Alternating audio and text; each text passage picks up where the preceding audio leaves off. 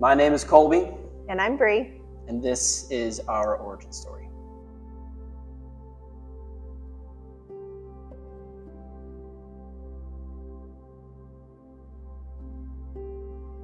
Coming out to which was called Christ Church West back then, the driving force for me getting out there was a girlfriend of mine at the time.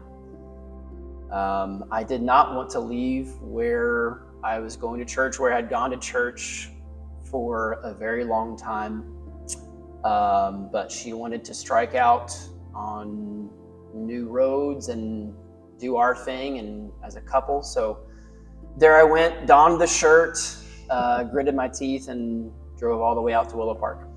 We ended up breaking up. Funny story, I actually had a dream. I distinctly remember I had a dream. And in the dream, it was a wedding ceremony where I was going to be married. I distinctly remember my grandmother grabbing my face and saying, "She's not the one. And you know that." And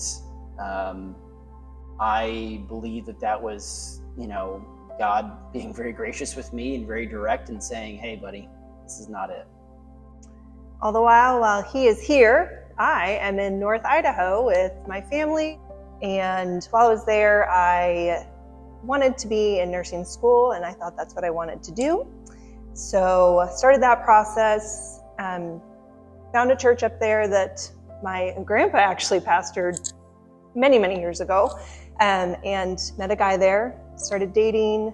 We dated almost 4 years, and I thought for sure he was the one. So I decided I no longer wanted to be a nurse, to do nursing school. And instead of being upfront and honest, I decided to hide it from my friends and my family. I was a huge people pleaser, and I thought everyone would be very disappointed in me and that I have failed them. So when the truth came out and I told everyone the truth that I no longer wanted to be a nurse, I wasn't going to school, there was a huge difference in how I was accepted. The truth was accepted. My family loved me, told me, "We're a little disappointed, but you know what? We love you, and we want what's best for you. We want you to be happy in what you do in life." On the other side, my boyfriend and his family, they treated me like I had done the worst thing in the world, and I was not worthy of their love. I know that was a God closing a door. Sometimes God closes doors and you don't see it for years and years. This was one that I saw immediately. I saw it, I felt it, I knew that I wasn't supposed to be with him. I ended that and moved home. And when I got home, my loving sister said, "Hey, I got a church for you, come out to the well." And I did, and she made the introduction to this wonderful man, and the rest is history.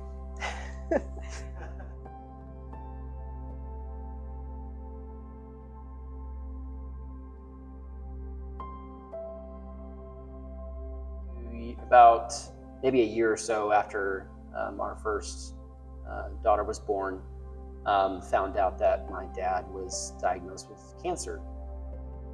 He ended up passing away shortly before our second daughter was born. We were surprised with the news that we were pregnant again. We had another daughter on the way.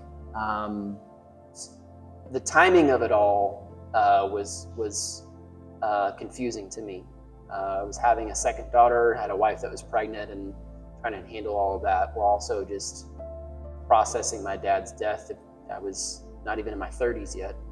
And it didn't dawn on me until recently that I think God timed the gift of our second daughter very specifically, because I believe that if I didn't have that in my life, if I didn't have that big life event happening, I probably would have been a very different story for me right now.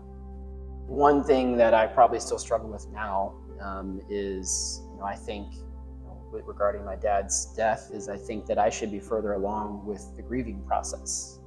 That I should, almost 5 years in, I should have my emotions in check, and that I should be able to talk about it easier. And that's not entirely true.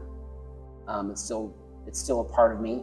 It's still very fresh, and there's things that I've come to terms with and been able to process and deal with.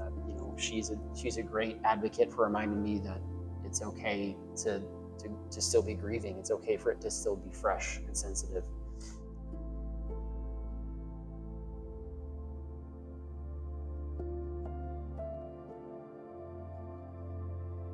In our origin story, we've seen God's grace through closed doors, Through loss, and change of plans.